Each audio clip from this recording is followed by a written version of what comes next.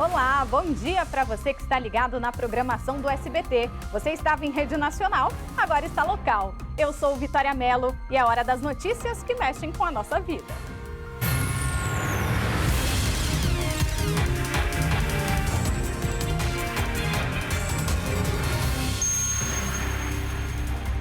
Chuva forte causa estragos e deixa moradores do DF em torno assustados. Michael Leão.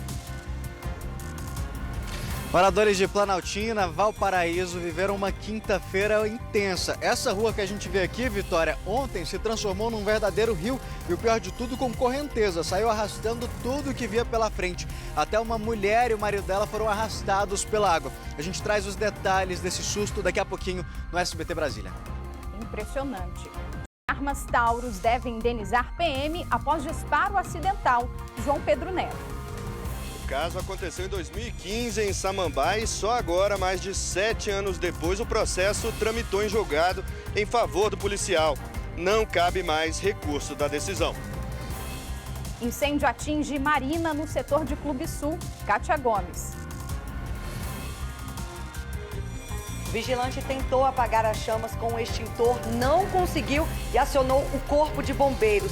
Na loja de embarcações, nenhum barco foi queimado, mas 2 contêineres ficaram completamente destruídos. E emoção, o reencontro do policial penal com 7 colegas de trabalho que estavam juntos com ele em 26 de junho, quando foi atropelado por um Porsche em alta velocidade. Um momento emocionante para o Gueltes. O reencontro com colegas de trabalho. 7 policiais penais que estavam com ele no domingo, dia 26 de junho. Surpresa boa, velho!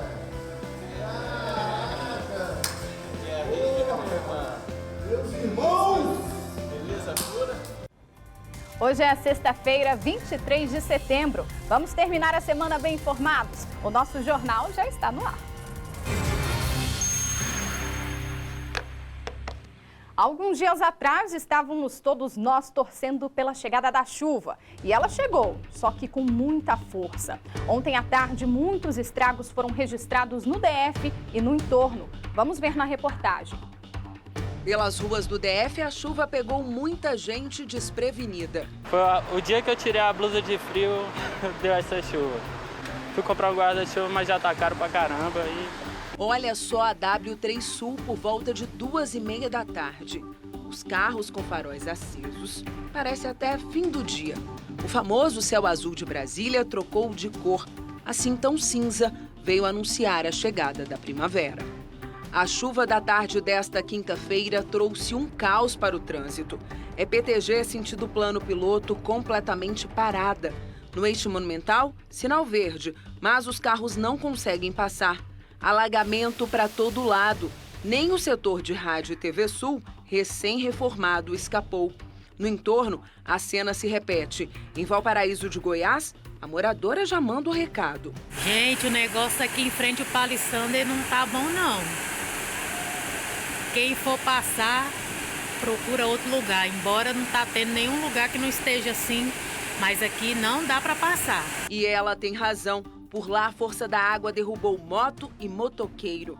Neste outro ponto da cidade, passageiros de um ônibus fizeram um cordão para resgatar um outro motociclista que estava sendo levado pela força da água. E foi lá também que uma mulher estava sendo arrastada pela correnteza.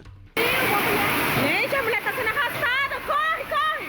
Mas ela foi salva por um homem no meio da rua. No Paranoá, nem o ponto de ônibus conseguiu impedir que os passageiros se molhassem. E também tá chovendo nas paradas de ônibus.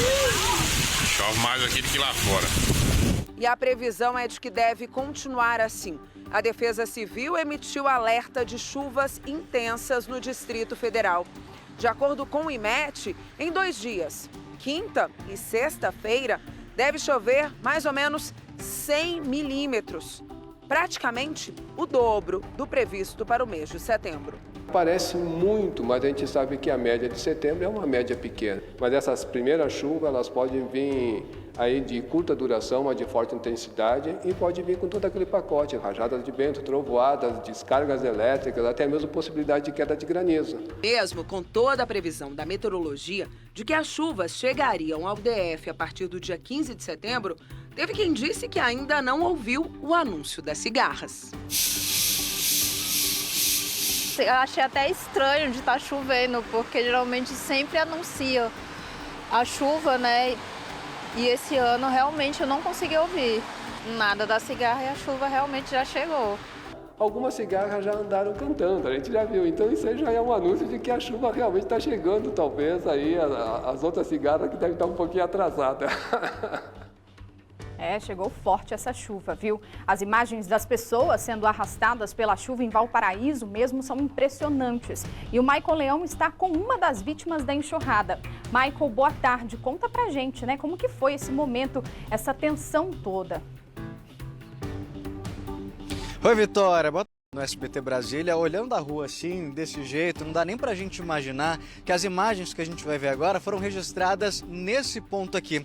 Essa mulher que aparece sendo arrastada pela enxurrada é a dona Jacinta. O carro dela estava parado nesse ponto aqui em que nós estamos. Ela tinha saído com o marido e o netinho para levá-lo na escola quando a chuva começou e rapidamente, todo mundo fala, Vitória, que foi em questão de segundos, aquele nível subiu. Ela estava dentro do carro e quando a água começou a invadir também o interior do veículo, eles começaram a ficar preocupados com aquela situação e decidiram sair do veículo. Ela até conseguiu tirar o netinho, colocar ali na entrada do condomínio e voltou para tentar ajudar o marido, tentar empurrar um pouquinho o carro para ver se eles conseguiam tirar o carro, que nesse ponto aqui ele ficou travado. Alguma coisa atingiu a roda e ele não ia nem para frente nem para trás. E aí ela voltou para ajudar o marido. No momento em que ela tentou dar um empurrãozinho no carro, a água teria vindo com uma força maior e derrubou. Foi justamente nesse momento que a gente vê a cena, ela sendo arrastada aqui para a rua.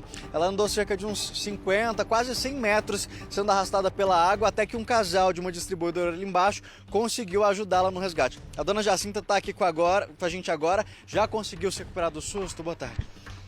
Um pouco, né? Passei a noite bem mal, porque a cabeça da gente não para, fica o tempo todo voltando naquele momento. Que nem eu te falei antes, parece que não sou eu fico aí vendo as imagens e a sensação que eu tenho é que não era eu naquele lugar, mas infelizmente era eu. Jacinto, quando a senhora saiu, não estava uma chuva torrencial daquele jeito, foi tudo muito rápido? Tudo muito rápido, inclusive até meu marido falou assim, será que vai ter aula? Porque tá chovendo muito. E eu fui falar assim, mas não vai ter aula por causa de uma chuvinha dessa? E aí, foi questão de segundos, eu cheguei aqui como vocês estão vendo, na porta do condomínio ainda. Vocês mal saíram do condomínio? Mal saímos. A gente saiu aqui e ia voltar para o condomínio, ia entrar lá. E aí a roda travou com muito lixo, muito pedaço de asfalto, de madeira. Travou a roda do carro e o carro inundou. E a minha reação foi descer do carro para tirar meu neto, né? Porque a vida dele era mais importante que tudo. Ele é uma criança pequena, ele não ia conseguir sobreviver ao que eu sobrevivi. Certeza, porque ele não ia saber levantar a cabeça como eu levantei a minha, botar as mãos no chão para tentar fazer alguma coisa. Eu não sei qual seria a reação dele. Então provavelmente teria morrido. Nas imagens a gente não consegue ver, mas logo depois que a senhora é arrastada, o marido da senhora, para tentar ajudar, também sai do carro e é arrastado, só que ele fica submerso. Isso, meu marido está muito machucado, muito mesmo. A menina da padaria aqui da frente, porque como é muito rápido o que acontece com a gente não vê muita coisa. Ela falou que dele só via os pés. Ela já me via o corpo inteiro descendo. Mas a água aumentou mais rápido. Quando ele desceu, ele já foi submerso. Então só viam as pontas dos pés dele. Eu vou até pedir para a senhora mostrar de novo. O Edson Alves vai mostrar para a gente aqui nas pernas, Vitória. Estão algumas escoriações que ela foi se arrastando aqui no meio dessa água. Tinha entulho, madeira. Então assim, ela foi descendo e machucando. Tipo o Edson Alves mostrar pra gente também ali atrás algumas caçambas de entulho. Boa parte daquele entulho está vindo realmente de uma casa que está em construção, mas eles também utilizaram para tentar limpar a rua, colocando alguns restos de madeira, de telha nesse container. E tudo isso estava aqui no meio da rua. Quando a senhora olha aquelas imagens, a senhora falou que passou a noite revendo e não acreditando. O que passa na cabeça da senhora? Que era para eu estar morta uma hora dessa, dentro de um bueiro e que nem a gente vê nas entrevistas, na televisão, nos jornais, os bombeiros procurando a pessoa sem encontrar o corpo. Vou pedir pra gente virar aqui, até pro Edson mostrar até onde a senhora foi arrastada. É mais ou menos ali embaixo, Vitória, tem a distribuidora, um muro azul, uma grade azul e antes tem um gramadinho com algumas pedras. Inclusive, a dona Jacinta acredita que ela tenha machucado naquelas pedras. Foi essa distância todinha que a senhora foi percorrendo pela água até encontrar alguém, aquele casal que aparece nas imagens, para socorrer a senhora. Isso, eu desci e aí eu parei lá naquele mato, naquela grama lá onde tem aquelas pedras. E aí o rapaz que estava dentro da distribuidora pulou a muretinha e me resgatou. Obrigado, viu, dona Jacinta, pela participação da senhora. Muito bom ver a senhora nessa situação. Vitória, a gente tem até um telefone aí na tela. O carro que eles tinham ficou praticamente destruído. Vamos ouvir a pergunta, pode fazer. Não, então, Maicon, eu queria saber aí da dona Jacinta se o local costuma encher de água, né? Dar essa enxurrada, a rua ali estava parecendo um rio. Isso é um costume de acontecer nesse local ou isso geralmente não acontece? Foi um susto mesmo? Dona Jacinta, a rua já tinha enchido de água dessa forma ou foi a primeira vez? Não, sempre essas primeiras chuvas ela enche muito. Mas dessa forma vocês não tinham visto ainda? Já levou asfalto, já levou não sei como que chama, os toldos, né? Dos comércios, muito. Aqui assim, tem sempre esse problema. É recorrente. Recorrente. E assim, é perigoso, né? Porque ontem fui eu. Mas uma hora pode ser outra pessoa que não vai sobreviver. Graças a Deus eu sobrevivi. Mas uma hora pode ser alguém que não consiga. Fica aí o questionamento de uma providência, até porque, Vitória, andando pela rua aqui, a gente não vê galerias fluviais, bocas de lobo. Eu vou até pedir pra gente aproveitar para atravessar aqui a rua, para conversar com os comerciantes, porque além dessa parte todinha aqui que a gente vê ter sido tomada pela água, Vitória, essa água invadiu o comércio. Foi uma noite de muito trabalho para os funcionários dessa panificadora aqui, porque depois que a chuva passou, que a água abaixou, eles começaram a fazer a limpeza aqui. Vocês ficaram até que horas puxando lama aqui de dentro? Começou mais ou menos uma hora da tarde essa chuva. A gente ficou até umas 5 horas tentando tirar a lama daqui de dentro. Como é que foi para a senhora essa situação? A senhora disse que já tinha visto a água chegar até na calçada, mas aqui dentro... Assim, vinha até mais ou menos na calçada, até mais ou menos ali assim onde está aquela moça, mas para alagar dentro da padaria nunca tinha acontecido. Já tinha visto arrastar carro, entendeu? Assim, mas dessa cena aí de arrastar pessoas eu nunca tinha visto. Ontem, no que a senhora viu a dona Jacinta ali no carro, no meio daquela situação, como é que foi para a senhora ver aquela cena? A gente gritou para ela não ir, entendeu? Não vai, porque eu já sabia que a água aqui era forte, né? Aí a gente gritava, não vai não, mas aí ela estava preocupada com o neto dela, né? E aí acabou que ela salvou o neto e tentou empurrar o carro. Quando ela tentou empurrar o carro, foi a hora que arrastou ela. Veio uma onda de água mais alta e acabou levando ela. A gente ficou só gritando e chorando, né? Desesperado, porque não poderia fazer nada. Na verdade, assim. Olhando agora, o trajeto é curto, mas foi um tempo que, enquanto não socorri ela, de desespero, de angústia. Aí em seguida o esposo dela viu aquela cena e aí já pulou também atrás e acabou que ele arrastou ele também. O pessoal da distribuidora rapidamente acho que conseguiu socorrer, a água lá estava mais baixinha e aí conseguiu socorrer ela. Dona Jacinta, a gente ainda consegue ver nas imagens ela com a cabeça para cima, mas o esposo, a água já arrastou ele de uma forma que não... Isso, não consegue. Eu nem vi, eu só vi na hora que ele entrou e já em seguida desceu ele já junto. Aí depois a gente não viu. Ela também afundou muito na hora e depois que ela conseguiu erguer a cabeça. Não sei nem como que ela conseguiu fazer aquilo. Até onde que a água veio aqui dentro? Vamos pra gente mostrar, agora tá tudo limpinho e tudo, mas ontem foi até lá no fim.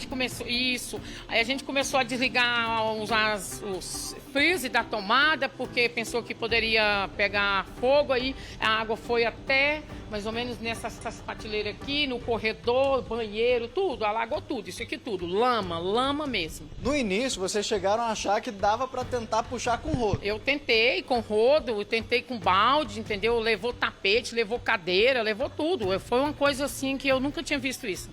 Coisa de terror mesmo. Aquela cena não vai sair da cabeça? Nunca. E a maior cena que não vai sair da minha cabeça é arrastando aquela mulher, pra falar a verdade. Quando o carro, ela tentando segurar no carro pra não ir, mesmo assim não teve jeito. Desesperador. Muito mesmo. Muito triste isso aí. E eu pensei que aí o marido desceu e ela desceu. Eu falei, agora o filho ficou sem pai e sem mãe, que aí o homem tentou ir socorrer ela. Graças a Deus ali embaixo o casal, obrigado pela participação da senhora, um casal conseguiu reverter, mas agora imagina, Vitória, o nível do asfalto aqui para dentro da loja, ele é muito diferente, dá cerca de 1 metro de diferença e a água mesmo assim ela conseguiu invadir aqui a padaria. O pessoal ali também me conta uma coisa, minha amiga, como é que foi ontem para você esse momento? Já deu para se recuperar do susto? Ontem quem estava aqui era ela e a outra moça. Quando você viu aquelas imagens, como é que você ficou? Foi desesperador, só vendo as imagens já deu medo. Imagina se eu estivesse aqui na hora. Misericórdia. A senhora que tava, já deu para recuperar do susto ou ainda fica olhando para ali e vendo tudo de novo? Ai, foi um susto horrível. Minha patroa começou a chorar, o desespero aqui foi grande. Nunca tinha visto na minha vida isso, foi muito desesperador, nossa senhora. Mas graças a Deus ficou todo mundo bem, infelizmente tá tudo bem. A água já tinha chegado ali no asfalto, na calçada, mas nunca de invadir aqui dentro? Nunca tinha invadido, nunca tinha invadido. Mas... A água começou a entrar aqui, o que a senhora pensou? Ah, quando eu vim dali, a menina falando, entrou ali, eu, meu Deus do céu, vamos se acabar todo mundo aqui. E o pessoal aí, todo mundo gritando e tudo, desespero. O desespero tomou conta de todo mundo? Todo mundo, nossa, eu estou em pânico ainda. Gosta nem de lembrar? Não gosto nem de lembrar. Obrigado, viu, pela sua participação. Imagina esse susto, Vitória, que todo mundo passou aqui. A gente volta na rua, todo mundo que passa fica apontando, mostrando, não, foi aqui que aconteceu e tudo. Aquele vídeo que a gente viu justamente da dona Jacinta começando a ser arrastada aqui, foi gravada pelo pessoal de um salão que fica bem aqui ao lado de um salão de beleza. E ela sai descendo, justamente mais ou menos ali onde está aquela van que vai subir. E ela saiu descendo aqui, sendo arrastada justamente pela rua. Imagina o desespero, o que se passou na cabeça da dona Jacinta naquele momento em que ela deixa o netinho ali na entrada do condomínio e arrastada pela água. Aquele momento que você não sabe o que vai acontecer, você vai conseguir parar ali para baixo, igual ela diz. Começa a passar na cabeça aquelas cenas de São Paulo, com as ruas alagadas, mas que ela nunca imaginou que passaria por isso aqui na porta da própria casa. É, Michael, muito complicado, assim, desesperador. Eu imagino, né, o que passa na cabeça da dona Jacinta, o que passou na cabeça dela, porque ela estava sendo arrastada, não tinha onde segurar, ali um asfalto. Por sorte, né, essas pessoas, comerciantes, conseguiram ajudar essa mulher, conseguiram ajudar o marido dela e agora está todo mundo bem. Pessoal aí do comércio também que disse que nunca viu, né, uma água tão forte assim entrar, foi até o fundo ali da padaria, mas que bom que foram apenas danos materiais, né, foram prejuízos materiais para esses comerciantes e a vida da dona Jacinta e do esposo dela foi salva, né, as vidas dessas pessoas foram salvas graças a esses comerciantes, esses moradores que ajudaram esse casal, mas imagina o sufoco, porque como a dona Jacinta disse, o que ela imaginou foi salvar o netinho, né? Porque uma criança, eu não sei se ela disse aí a idade dessa criança, mas não teria a reação que ela teve, né? De levantar o pescoço, tentar respirar, tentar se agarrar em alguma coisa até conseguir ser resgatada aí, como a gente está vendo nas imagens. Mas, Michael, muito obrigada e ainda bem que a dona Jacinta e o esposo estão bem agora. Obrigada, viu, pelas informações. E uma dívida para um traficante no valor de R$20 teria sido motivo para a morte de um homem de 48 anos lá na Vila Telebrasília. João Pedro Neto, boa tarde. Como que a polícia desvendou esse caso? Conta pra gente.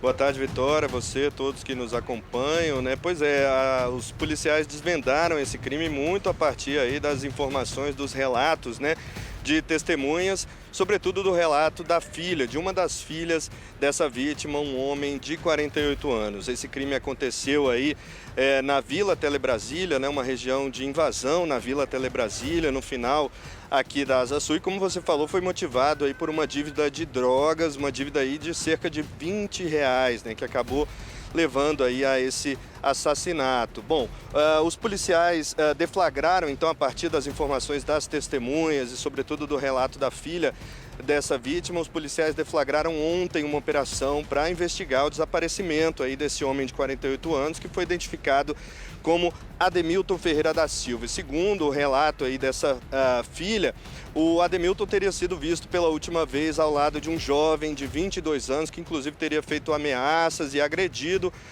o pai dela antes do desaparecimento. E aí, de posse dessas informações, os policiais realizaram uma série de diligências e acabaram localizando aí esse suspeito, esse rapaz de 22 anos, na região do Pedregal, no Novo Gamo, em torno aqui do Distrito Federal, com apoio aí da Polícia Militar de Goiás, de equipes da Rotan.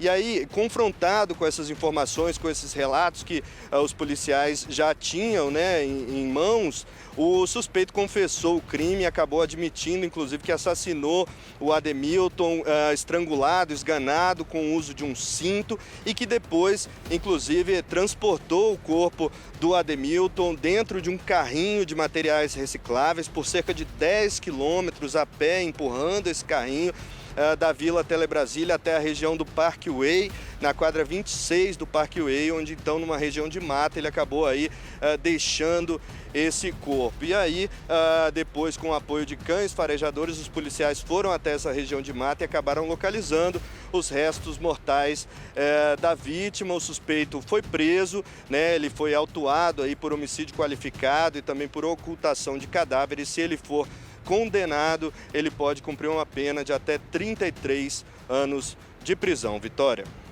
Que crueldade, hein, João Pedro? Obrigada pelas informações. Uma dívida aí de R$20 causando a morte desse cidadão. A quadra de esportes na expansão do Setoró, em Ceilândia, está abandonada e com vários problemas. Os moradores ficam com medo de usar o espaço e pedem providências. O canto da quadra virou um verdadeiro depósito de lixo. O teto está furado e o banheiro está assim, destruído. Quem mora na região prefere não usar o local por medo.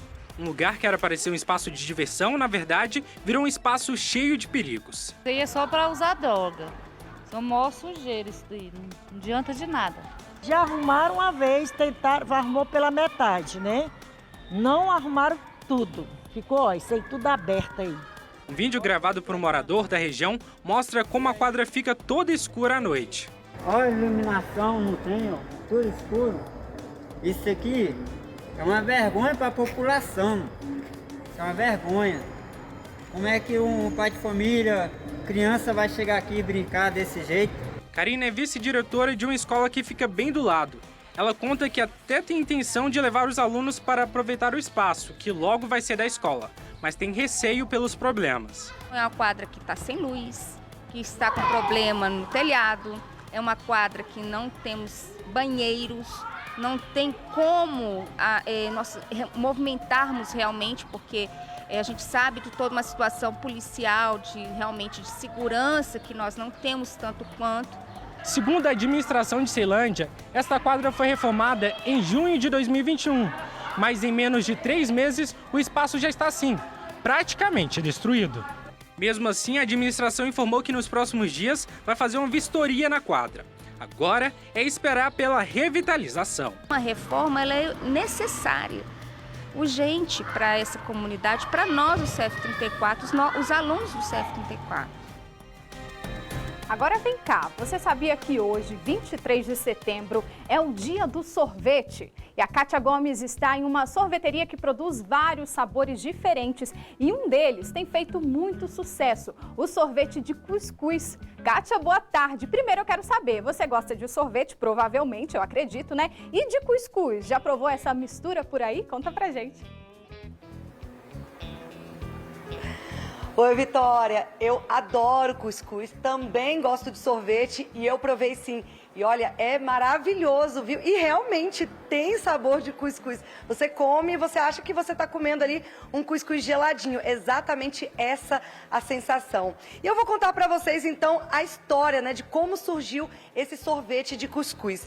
Aqui nessa sorveteria onde nós estamos, em Taguatinga, ela vende mais de 60 sabores. Ou seja, tem sabor de quase tudo, né? Tem leitinho, tem aqui caribe, abacaxi, milho verde, tem também flocos, pistache, tem diversos sabores. Aí o pai trouxe uma filha para tomar sorvete e ele falou para ela, olha, tem mais de 60 sabores, você pode escolher o que você quiser. Aí ela perguntou, tem de cuscuz? Aí, infelizmente, não tinha, mas os proprietários decidiram criar esse sorvete de cuscuz, e eu vou te falar, já está fazendo muito sucesso e não tem nenhum mês que esse sorvete, né, foi criado e começou a ser vendido aqui na sorveteria. Olha só, eles até prepararam uma mesa bem bonita pra gente. Esse aqui é o verdadeiro cuscuz e é do cuscuz que acaba se transformando no sorvete. E olha só que curiosidade, ele é vendido na cuscuzeira. O sorvete, ele é vendido desse jeito, bem típico mesmo, bem tradicional. E então, assim, para quem gosta de cuscuz, né, vai adorar o sorvete de cuscuz. O Leonardo está aqui ao meu lado. Leonardo, me conta, essa ideia foi sua de transformar o cuscuz no sorvete? Naquele primeiro momento você pensou, não, acho que não vai dar certo não, ou você arriscou mesmo? Então, a Magia Gelada é uma empresa que se preocupa muito em atender os clientes, né? Então, uma criancinha foi na nossa loja, né, da Ceilândia, e aí ela perguntou pro pai dela, pai, tem de cuscuz? E aí isso deu uma repercussão muito grande nas nossas redes sociais, né? Nossos clientes pedindo, e a Magia Gelada, como sempre, fez de tudo para atender. Estudamos, né, a melhor receita possível e graças a Deus deu certo, né? A Magia Gelada é a primeira, com certeza vão surgir outras, né, que vão lançar também, mas a pioneira é a Magia Gelada, com certeza, nesse sabor. E Leonardo, tem duas formas, né, de consumir o sorvete aqui. Tem nessa cuscuzeira, a pessoa vai lá e pega e pesa. E tem uma outra forma também, vou pedir para trazer aqui, que é essa daqui, gente. Aqui, olha só que gracinha. Se a pessoa ela pedir, como é que é esse daqui? Ela pede uma porção individual, Olha, gente, tem um ovinho aqui em cima. Claro que não é o ovo, né? Mas imita o ovo. A gente coloca essa guloseima aí, que imita o ovo, né? E serve nessa cuscuzeira mesmo, tá? Desse jeito mesmo é que a pessoa vai degustar o nosso sorvete de cuscuz, quando ela quiser vir na loja e tomar numa taça, né? Ou então ela vai fazer o self-service mesmo, no nosso self-service, servindo o sorvete. Gente, eu preciso mostrar pra vocês, olha só, porque aqui a gente vê que o cuscuz são flocos, né? Aqui, ó, aqui tem um cuscuz e aqui no sorvete ele também tem. Eu vou pedir pro Rodrigo Marques mostrar pra vocês, ver se vocês conseguem enxergar. Dentro dele tem os flocos. E é exatamente isso que eu quero saber do Leonardo. Como é que é preparado? Você faz primeiro o cuscuz tradicional e depois mistura com sorvete? Como é que é? Aproveitando. O preparo do cuscuz é o todo tradicional, né? Claro que do nosso jeito, mas é colocado a massa de molho, nós cozinhamos o cuscuz e depois a gente mesclamos ele na nossa receita do sorvete, né? É um cuscuz mesmo. Muita gente acha, é só um nome fantasia, não. Pode ter certeza que quando você for tomar o sorvete, você vai sentir aquele gosto de cuscuz. E até quem não gosta de cuscuz está gostando. Porque a Magia Gelada, ela capricha muito sempre na matéria-prima do nosso sorvete, ela é sempre muito boa. Então ela dá realça aquele sabor mesmo daquele produto que você está servindo. Vamos falar então com quem entende de sorvete, né? Olha quem entende de sorvete. Me diz, você gosta de sorvete, de cuscuz? Já provou? Sim. Mas gosta quanto? Eu gosto bastante. Gosta bastante, né? Sim. E qual que você mais gosta? Qual sorvete você mais gosta, o sabor? É o de cuscuz e o de cajá. O de cajá? Olha, diferente. Você toma todo dia? Todo dia. Todo dia você toma sorvete? Sim. Não, tem que tomar hoje, gente, né? Porque hoje é o dia do sorvete. O dia do sorvete, ele é comemorado justamente para marcar a primavera.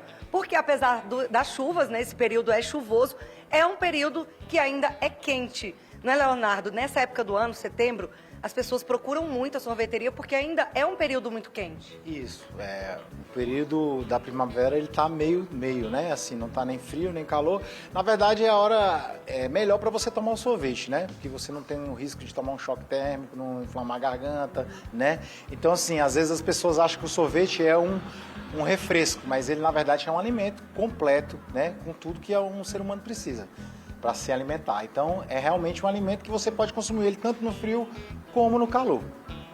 Nossa, muito... gente, sorvete realmente combina com tudo. Eu já fiz uma reportagem sobre sorvete de bacon, né? Então, assim, é inusitado, é diferente, mas é gostoso também. Então, sorvete combina com tudo. Acho que aqui faltou só uma coisa, viu, Leonardo? Só um cafezinho, viu? Porque mesmo sendo sorvete... Claro, sorvete combina com cafezinho. Mas nós vamos fazer o sorvete de café, para você poder tomar o sorvete de cuscuz com o sorvete de café, né? Não, aí Não, tomar um cafezinho aqui, faltava só isso para terminar a matéria. Então me diz uma coisa, hoje, dia do sorvete, você vai fazer algum evento especial? O que você está planejando aqui para atrair os clientes? A gente está com a promoção hoje de 20% de desconto em qualquer uma das nossas taças decoradas, inclusive a de cuscuz. Em todas as nossas lojas, nós temos 3 lojas na Ceilândia, 3 lojas em Taguatinga, tem uma loja na Samambaia, tem uma loja na Vicente Pires, uma em Caldas Novas também. E qualquer uma das lojas que você comparecer hoje, você vai ter 20% de desconto, né, em qualquer uma das nossas taças. Tá certo, então, Leonardo. Muito obrigado pelas informações. E eu vou ficar por aqui, né, terminar a minha taça aqui de sorvete. Eu volto com você, Vitória.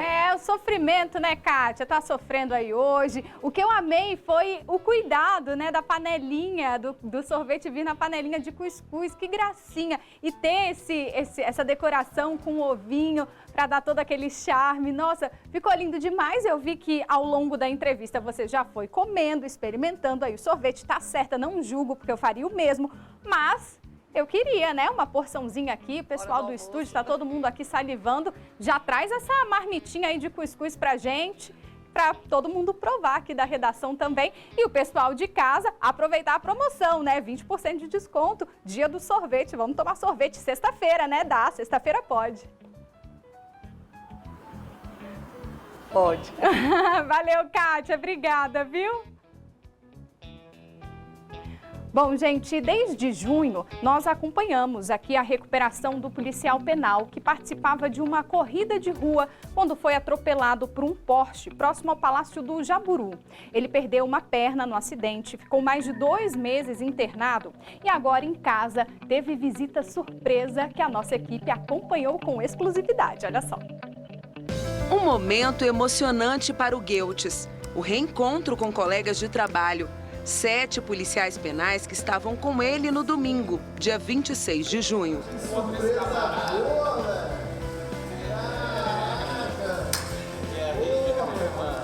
Meus irmãos! Beleza pura?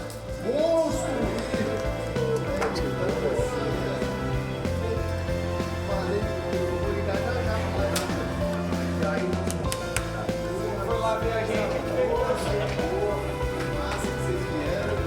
Todos participavam de uma corrida de revezamento de 100 quilômetros.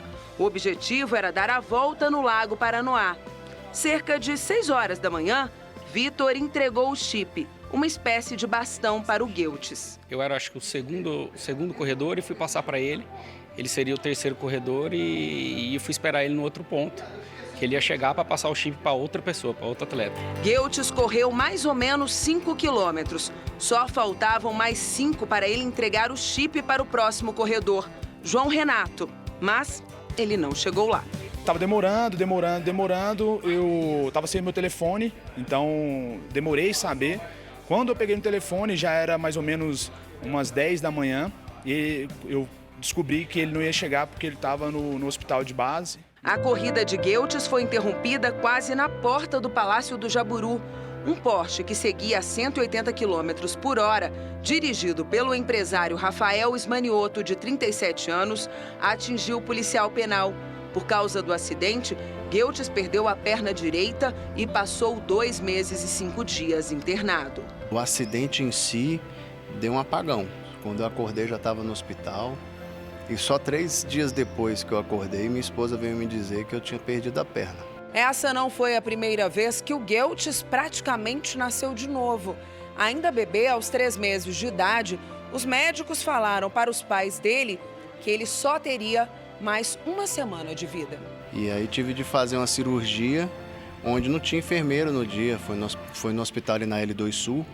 E quem foi o enfermeiro dessa cirurgia foi meu pai, por falta de enfermeiro no dia. E aí o cirurgião e meu pai fizeram a cirurgia, graças a Deus estou aqui vivo para contar essa história. Um sobrevivente que só quer aproveitar a chance do recomeço, ainda mais agora, depois de reencontrar os colegas de trabalho e de corrida. Tenho muita fé em Deus que eu vou conseguir botar essa prótese e continuar onde que eu estava, fazendo o trabalho que eu estava fazendo anteriormente, cuidando da minha família também, vida normal, correr, nadar, jogar minha capoeira, continuar, principalmente cuidar da minha família. Nossa, sinto falta demais de tudo isso, acordar cedo, ir trabalhar, voltar, ver o meu menino em casa, pegar ele na escola, família em primeiro lugar sempre.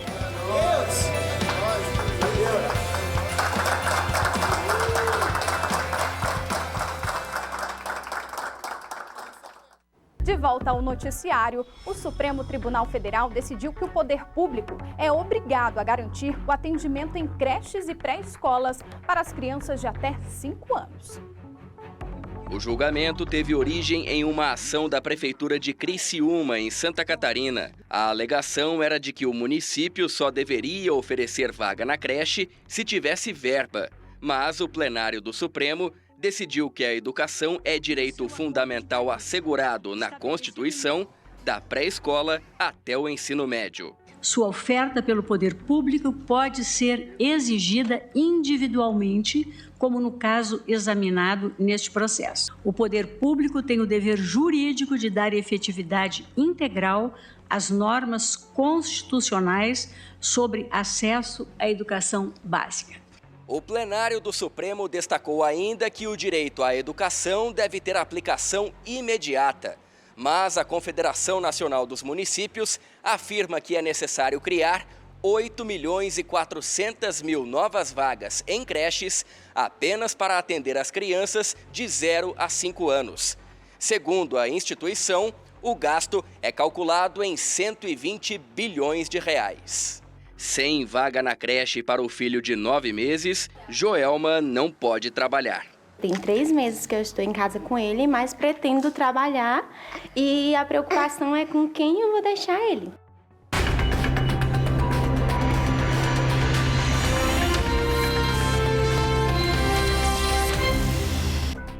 E olha só, você que solicitou a mudança temporária de sessão eleitoral para poder votar em outra cidade, estado ou até mesmo o país, já pode consultar o novo local. Basta acessar o site do Tribunal Superior Eleitoral, ir até o menu Eleitor e Eleições e depois na opção Eleições 2022. Em seguida, clique em Consulta ao local de votação. Quem tem o e-título consegue ver o novo local já na tela de início, logo abaixo do nome do eleitor. Vale lembrar que o período para solicitar o voto em trânsito já foi encerrado. Agora é apenas para você que já fez o pedido no período estabelecido checar onde vai votar. Lembra que em julho ficou bem menos burocrático para qualquer pessoa mudar o nome, indo apenas no cartório? Esses vão ter que votar com o nome antigo, mas tem gente que já estava há muito mais tempo buscando essa alteração e agora vai poder usar o novo nome no dia 2 de outubro. Raika Eduarda Neves de Souza. Há 4 anos, esse é o nome que ela leva em todos os documentos pessoais. Hoje em dia as pessoas estão me respeitando mais, as pessoas estão me olhando como uma mulher. Quando solicitou a troca do nome na identidade, Raika logo trocou também todos os outros documentos, como o título de eleitor. Neste ano, vai poder assinar o caderno de votação, enfim, como é conhecida, Raika Souza. Para dar uma melhoria para o país, não só para a gente, na nossa causa, né, no meio LGBTQIA+, mas por todas as trans, por todos os héteros, pelo Brasil inteiro, porque é o que a gente está precisando no momento. O direito de votar usando o nome social é uma conquista recente de travestis e transexuais. Só em 2018, nas últimas eleições, o Tribunal Superior Eleitoral permitiu que esse público alterasse o registro. Em outubro deste ano, o número de eleitores usando o nome social será quase 4 vezes maior em todo o país. No último pleito, 7.945 eleitores se enquadravam nessa situação. Neste ano, serão 37.646 pessoas, o que representa um crescimento de aproximadamente 373%. Para aqueles que o já fizeram na época possível, deverão ter seus nomes, conforme desejam, constando no e-título e no caderno de votação, e também deverão ser tratados desta maneira pelos mesários no dia da votação. Segundo o Tribunal Regional Eleitoral, no DF serão 707 eleitores com nome social neste ano, 1,9% do eleitorado. Pamela não conseguiu fazer a solicitação de troca a tempo. Ainda está juntando a documentação necessária. tá numa fila assim, aí chama pelo nome masculino, aí a gente tá lá, né, não, fica meio constrangedor, todo mundo olha já, né. Tem uns que ainda deboche, tem uns que ainda dá aquele risinho, fica meio vergonhoso pra gente. Segundo o TSE, somente após o segundo turno das eleições, a Justiça Eleitoral vai voltar a receber novos pedidos de trocas nos registros. Poder votar com o meu nome já social na identidade, no título, né? Isso para mim é muito importante. Vamos ao noticiário internacional. Em um pronunciamento raro pela TV, Vladimir Putin fez graves ameaças aos países que apoiam a Ucrânia. Disse que tem uma variedade de armas de destruição, algumas mais modernas que a de países da OTAN, e que sem dúvida vai usar todos os meios caso a integridade territorial da Rússia seja ameaçada. Para falar sobre o assunto, nós vamos conversar agora com o Tarcísio Dalmasso, consultor legislativo do Senado Federal para Relações Internacionais. Obrigada pela participação. Queria começar perguntando se podemos afirmar que a fala do presidente russo é uma clara ameaça de guerra nuclear. É isso mesmo? Boa tarde ao senhor. Boa tarde. A fala é bastante grave. De início, é uma fala de ameaça, de clássica dissuasão nuclear, ameaçar o uso de uma arma potencialmente bastante grave a fim de inibir o apoio de outros estados à Ucrânia, mas a história é repleta, né, de exemplos de que a ameaça de armas e de violência extrema por vezes acontece, né? Então fica o temor no ar. É uma Rússia, de certa maneira, acuada, porque está pressionada por sanções, avanço das tropas ucranianas, enfim. Então é um país poderoso, com uma arma poderosa, que se sente acuado e, claro, faz ameaça de uso dessa arma. É bastante temeroso e grave a situação. Sim, a Ucrânia, inclusive, recuperou parte do território invadido, né? Então, talvez seja uma atitude ali para amedrontar, uma atitude desesperada do Putin. Exatamente. Exatamente. A Ucrânia tem recuperado parte do seu território, ela tem resistido muito bem, para além das previsões russas. A Rússia também traz alguns sinais, né, de preocupação sobre o andamento das suas ações militares, como a mobilização nacional, né, está recrutando o dobro praticamente de contingente do inicialmente previsto para a guerra. Então são uma série de sinais de uma Rússia que tenta dobrar, digamos, a sua ação, né, em termos de poderio. E aí entra no meio disso a questão nuclear.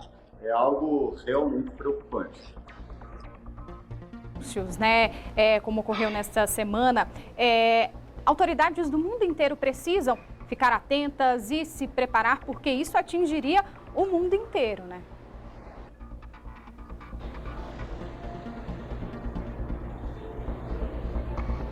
Acho que nós tivemos um probleminha com o contato.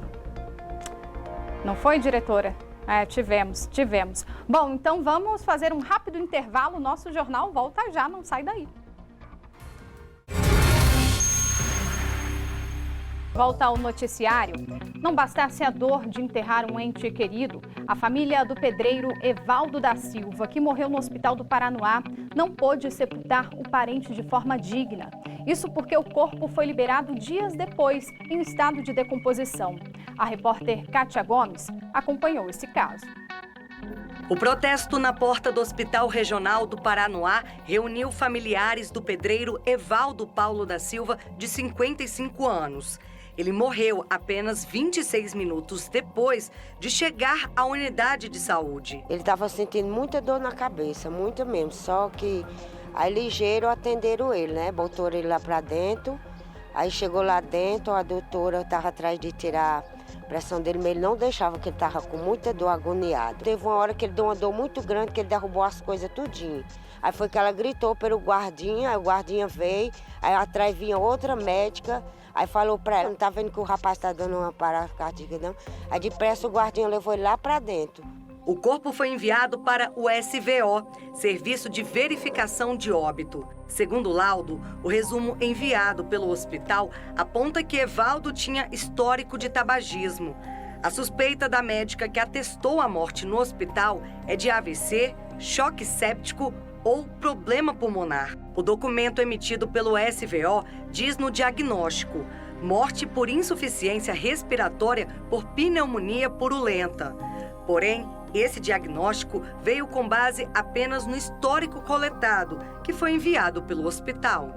E aqui, o que mais chama a atenção, diz que o exame foi prejudicado e que não houve condição de realização de necropsia. Isso porque o corpo estava em adiantado estado de decomposição. O Evaldo ficou nesse estado porque, segundo o protocolo da Secretaria de Saúde, nenhum corpo pode ser refrigerado até que saia o teste negativo de Covid-19.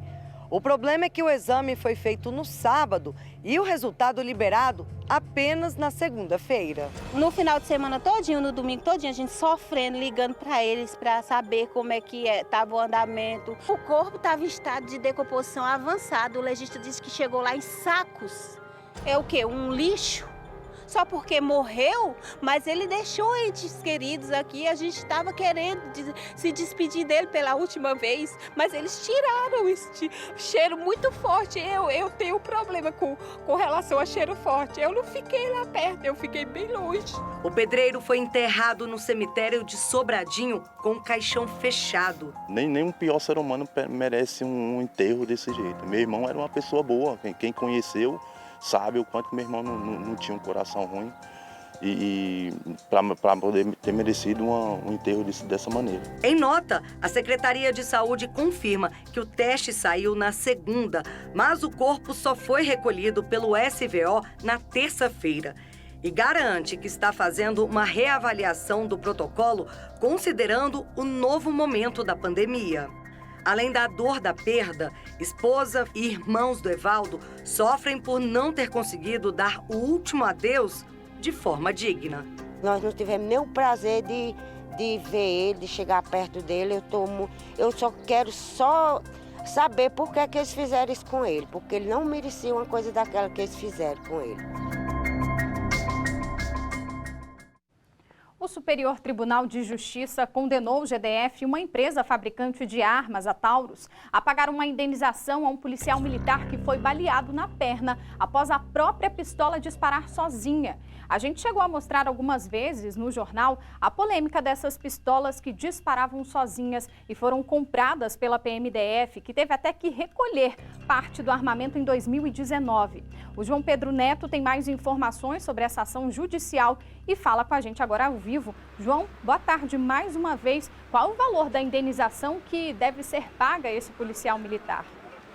Ô Vitória, boa tarde a você mais uma vez, boa tarde a todos que nos acompanham. O valor é de pouco mais aí de R$200 mil, para ser um pouco mais preciso, o valor de R$208 mil, o valor da indenização aí que deve ser paga ao sargento que foi então vítima aí desse disparo acidental aí na própria perna. Esse valor ainda vai ser corrigido aí por juros e por correção monetária, portanto ainda deve ser elevado um pouco esse valor. Mas Vitória, toda essa história, como você antecipou aí um pouquinho, né, começou ainda em 2015. Em maio daquele ano, né, o sargento da Polícia Militar, Ronaldo Machado, ele foi atingido por 2 disparos aí de arma de fogo da própria pistola que ele portava. Ele estava saindo de uma viatura da Polícia Militar quando ocorreu esse disparo acidental e que aconteceu justamente por um defeito nessa arma de fogo, uma pistola da fabricante Taurus, modelo .40 40, modelo 24/7, né? E esse acidente acabou mudando a vida do Ronaldo, né? O militar precisou passar por uma série de cirurgias, ele foi hospitalizado, precisou fazer fisioterapia, enfim, mudou completamente a vida do sargento. Ele ainda hoje tem sequelas, tem dificuldades para andar e acabou também abreviando a carreira dele na Polícia Militar. Ele primeiro foi direcionado aí para atividades administrativas na corporação, mas acabou se antecipando aí também a aposentadoria dele. Hoje ele é aposentado da Polícia Militar. E ele, depois do incidente, ele entrou com uma ação na Justiça, né, questionando aí, cobrando então danos materiais, danos morais, né, e também danos estéticos por todo os desdobramentos aí desse incidente. A gente tem até imagens aí de como ficou a perna do Ronaldo. Realmente foi um dano muito grande aí para a perna dele e para a vida dele como um todo, né? Então, agora em setembro, né, Vitória, mais de 7 anos depois do fato, né, depois do incidente, essa ação na Justiça tramitou em julgado, né? Agora, então, portanto, não cabe mais recurso. Essa condenação é definitiva. O Superior Tribunal de Justiça, ele determinou aí que a empresa Taurus, né, a fabricante da arma, e também o governo do Distrito Federal paguem esse valor por danos morais, materiais e também por danos estéticos ao sargento Ronaldo Machado, né? Então esse valor de R$208 mil. E a gente está aqui, viu, Vitória, com a doutora Débora Gontijo, que é a advogada do sargento Ronaldo Machado, que vai explicar para a gente justamente como é que aconteceu, como é que se deu todo esse trâmite judicial, esse processo na Justiça. Doutora, essa foi a primeira condenação, né, no Brasil da Taurus por esse lote de armas aí, que a gente sabe que esse lote de armas, ocorreram outros incidentes semelhantes com esse lote de armas. Obrigado por estar aqui com a gente. Boa tarde. Boa tarde, obrigada. Esse caso tem uma repercussão grande exatamente por isso, porque desse lote específico de armas que tiveram defeito de fabricação, foi o primeiro que está tendo essa indenização reparadora por esse dano que causou a um oficial. Conta pra gente, a gente já falou um pouquinho, mas como que mudou a vida do Ronaldo, né? Mudou completamente a vida do Ronaldo esse incidente aí. Exatamente, porque naquele primeiro momento ele ficou com a sequela, passou mais de um ano afastado do trabalho, sem poder, tentando ali se recuperar, fazendo fisioterapia, não pôde voltar a exercer a atividade que ele realmente exercia, que era policial de rua. Então ele teve que voltar para a parte administrativa, como o senhor mencionou. Então a vida acabou abreviando a aposentadoria. Então essa ação vislumbrou exatamente esse ressarcimento de toda a estrutura de vida por uma falha num produto que não foi produzido adequadamente. Principalmente a gente está falando de um produto letal, que é uma arma de fogo. Esse valor de pouco mais de R$200 mil ainda vai ser corrigido, né? Mas assim, como que vocês avaliaram, como que vocês receberam e também o sargento recebeu essa decisão judicial nesse valor de pouco mais de R$200 mil? Inicialmente nós fizemos um pedido com valor superior, só que aí quando vai a cada instância os juízos vão fazendo juízos de valores em relação à proporção do dano, e nós dividimos esses pedidos em 3 espécies diferentes. Nós pedimos relativos a dano moral, pela situação, constrangimento, um dano material, pois ele tinha uma atividade de horas extras habitualmente que ele deixou de fazer por conta desse acidente, então ele teve uma perda de lucro cessante, e também a questão do dano estético, porque a perna dele ficou com sequelas não só físicas, como sequelas fisiológicas mesmo, de não conseguir andar. Então nós almejávamos valores maiores, mas o juízo entendeu ser esse o valor indenizatório. E a condenação é para a Taurus, a fabricante, mas também para o governo do Distrito Federal. Por que essa responsabilidade compartilhada? A gente coloca sempre essas duas responsabilidades, tanto do fabricante como uma relação de consumo, porque ela fabricou o produto errado. Mas o GDF entra junto porque ele é responsável solidário dessa situação. Quando a administração pública, lá no artigo 37 da Constituição, ela determina que a administração pública ela é responsável por seus agentes. E ela, nessa condição, tinha o dever de fiscalizar os contratos com aqueles que ela contrata. Então, a partir do momento que foi fabricado armas com defeito, cabia ao GDF fiscalizar, retirar essas armas, substituir, treinar, seja qual for. Como ela foi omissa nessa atuação, ela é responsável também junto à Taurus desse fato. Tá certo, doutora Débora, agradeço muito aí os esclarecimentos e a nossa equipe procurou então o governo do Distrito Federal, a Polícia Militar aqui do DF e também a fabricante Taurus. A Polícia Militar pediu que os questionamentos fossem enviados ao GDF. O GDF, por sua vez, ainda não se posicionou, nem a fabricante do armamento, a empresa Taurus. Vitória, com você. Muito obrigada, João, pelas informações. E o influenciador Carlinhos Maia anunciou recentemente que vai ficar afastado por um tempo das redes sociais. O influencer revelou que sofre de síndrome do pânico há anos, mas o problema teria se agravado após o assalto em seu apartamento em Alagoas. Sobre essa condição, nós vamos conversar agora com a psiquiatra Helena Moura. Boa tarde, doutora. Obrigada pela participação aqui no nosso jornal. Eu queria começar perguntando o que pode gerar esse transtorno. Boa tarde para a senhora. Boa tarde, eu agradeço o convite. Então, o transtorno de pânico, ele normalmente acontece em pessoas que já têm uma ansiedade. Então, muitas vezes já são pessoas que já são naturalmente mais ansiosas, são muito tensas. E às vezes, diante de determinada pessoa está diante, né, de uma situação que gera um estresse ainda maior, uma sobrecarga ainda maior, pode acabar surgindo o transtorno do pânico. O que é o pânico? A pessoa tem crises de curta duração, duram apenas alguns minutos, mas em que tudo aquilo que a gente sente quando está ansioso vem no nível máximo de intensidade que o corpo pode tolerar. Então, é muita dificuldade de respirar, muita sensação de falta de ar, aperto no peito, pode sentir muitos tremores, o corpo sua bastante, a pessoa pode ter a impressão de que está morrendo ou de que está enlouquecendo. Então, isso é extremamente angustiante. Só para a gente contextualizar, né, esse caso, o Carlinhos Maia, ele postou nas redes sociais um vídeo compartilhando com os seguidores. Vamos ver. Eu não estou 100%, faz muitos meses, mas tirei isso aqui, sabe? Eu tô tirei isso aqui por nada, na verdade, só pra vocês não estranharem. Bom, moral da história, eu vou tirar esses dias para ficar tranquilo, para me recuperar, para ficar 100%, e aí a gente volta com tudo, certo? Que Deus abençoe, amo muito vocês. Tô quietinha pra onde eu sempre fujo quando eu tô precisando ficar com a cabeça no lugar. E de todo o meu coração, não precisa ficar especulando porque eu não tô legal, porque eu não tô bem. Isso aqui eu nem tudo quero dividir com vocês. Já tem peso demais aí que vocês têm que carregar das coisas, dos problemas de vocês. Então pra não estar voltando toda hora. Volto já. Quando eu volto, vai ser 100%, com muita disposição, muita alegria, muita felicidade, sem estar fingindo que está bem. Doutora Helena, as redes sociais podem intensificar esses sintomas?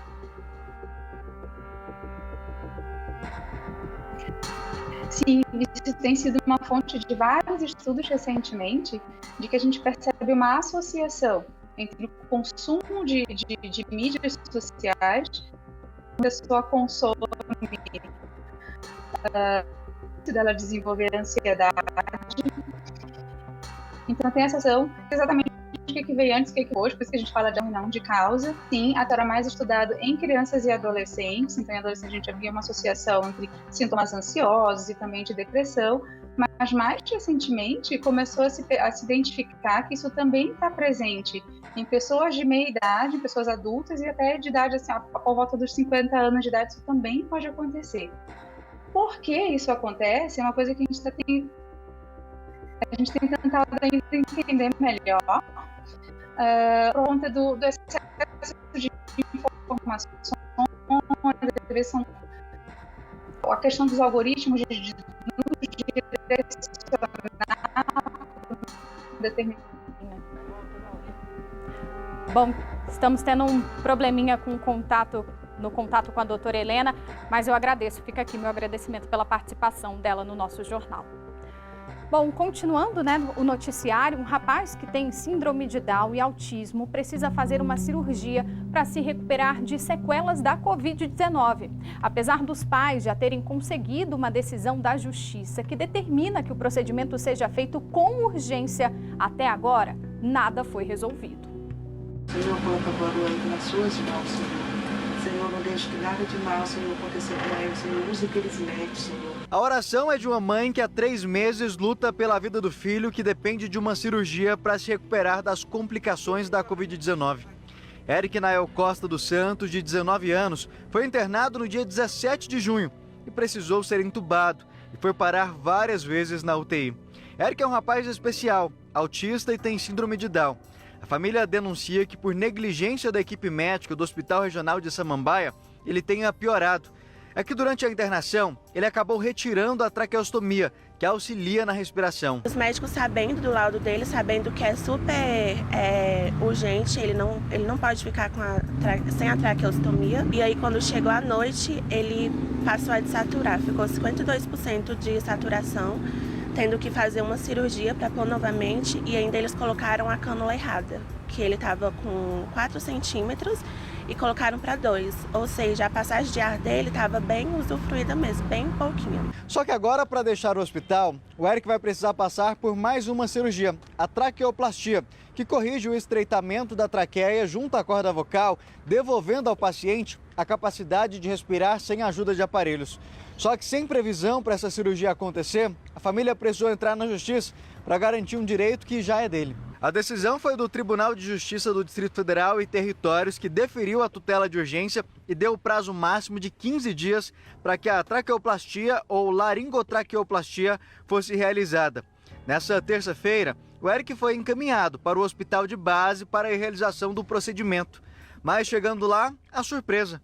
O nome dele não estava na lista. Ele está aqui, ó, desde 6 horas da manhã, desde 5 horas da manhã, doutor. Sem comer nada até agora, não tem previsão de atendimento. Sem realizar o procedimento, ele foi transferido de volta para o HRSAM. O prazo da decisão judicial já venceu e o Eric segue na cama sem previsão de melhoras. Ele não sabe se expressar, ele não sabe nem falar que está sentindo dor, tá, entendeu? Ele não tem a inocência que ele não pode tirar a traqueostomia. Pronto, eu vim visitar ele, eu saí, entendeu? Porque ele tá bem, ele só quer sair de lá. Ele não quer ficar lá, ele não quer, só que ele não fala. Mas a gente vê ali, ele tá bem, ele fica agoniado quando me vê. Nós entramos em contato com o IGES-DF, que é responsável pelo hospital de base, mas até agora não tivemos retorno. Vamos ao noticiário. Um motociclista de 29 anos morreu em um acidente na BR-020, na altura da Embrapa, hoje mais cedo. A moto foi parar embaixo da traseira de uma caminhonete. Olha só as imagens. Com o impacto, a vítima teve uma parada cardiorrespiratória e chegou a ser atendida por uma ambulância que passava pelo local no momento do acidente. Os socorristas fizeram técnicas de ressuscitação por 50 minutos, mas ele não resistiu. O motorista da caminhonete não se machucou. E na madrugada de hoje, um incêndio atingiu uma marina e revendedora de barcos lá no setor de Clube Sul. A Kátia Gomes tem mais detalhes desse caso. Kátia, o estrago por lá parece que foi grande, né? Conta pra gente. Foi muito grande, viu? Olha, por volta das 2 horas da manhã, os bombeiros foram chamados. 10 viaturas e 39 militares atenderam essa ocorrência nessa loja de barcos. O vigilante, ele até tentou ali apagar as chamas com o extintor, mas como não conseguiu, ele teve que acionar os bombeiros. Quando eles chegaram lá, a estrutura que era feita de madeira já estava ali completamente destruída. 2 contêineres também foram atingidos. Esses contêineres guardavam freezers, mesas, cadeiras, ar-condicionado, geladeira, entre outros objetos. Os bombeiros conseguiram fazer ali uma contenção e evitar que o fogo atingisse 7 embarcações. Os bombeiros também acionaram a perícia para saber quais foram as causas do incêndio. E o bombeiro também faz um alerta, viu? Para que as pessoas, elas não tentem apagar as chamas por conta própria. Ligue para os bombeiros no telefone 193, que é muito mais rápido e muito mais fácil para combater as chamas e evita, né, que as chamas se propaguem ainda mais. Vitória. É isso, Kátia, deu o recado. Obrigada, viu, pelas informações. Vamos acionar novamente agora o repórter Michael Leão, que está apurando detalhes sobre a chuva que deixou vários estragos e vítimas em Valparaíso de Goiás. Michael, conta pra gente em que ponto da cidade você está agora?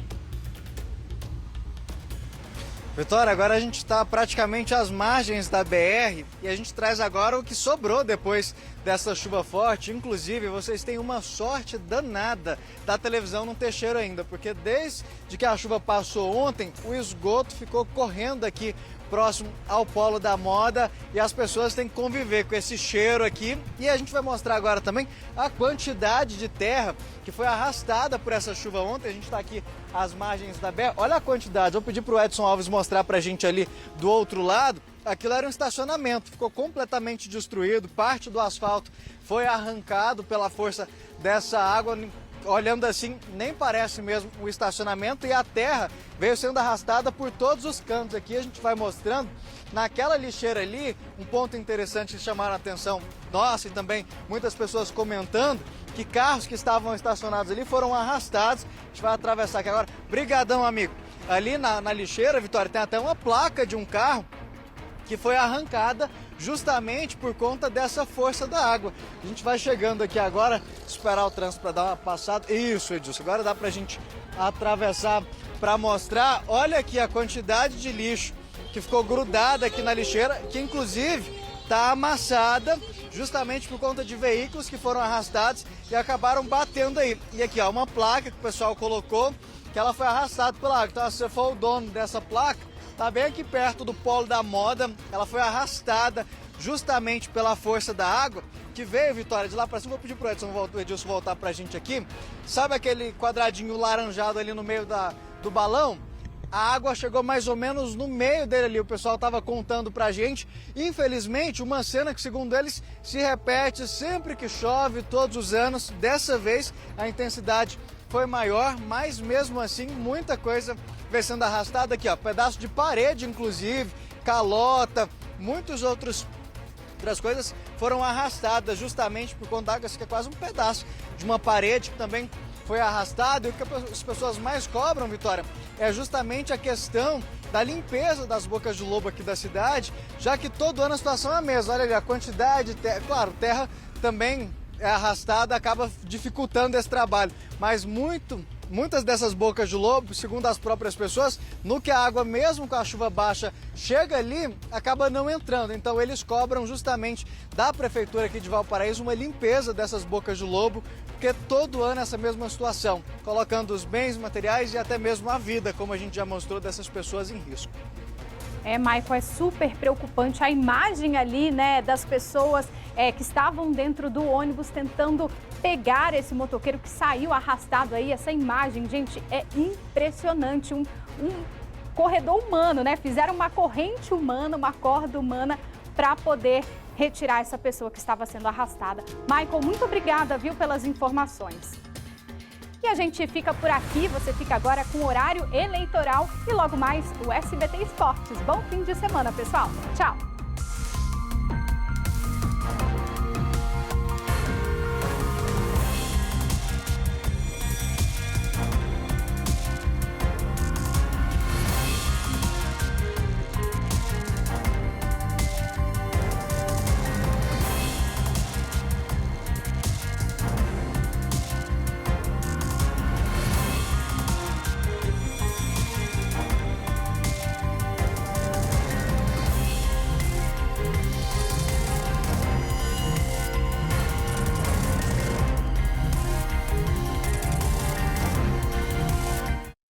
Interrompemos nossa programação para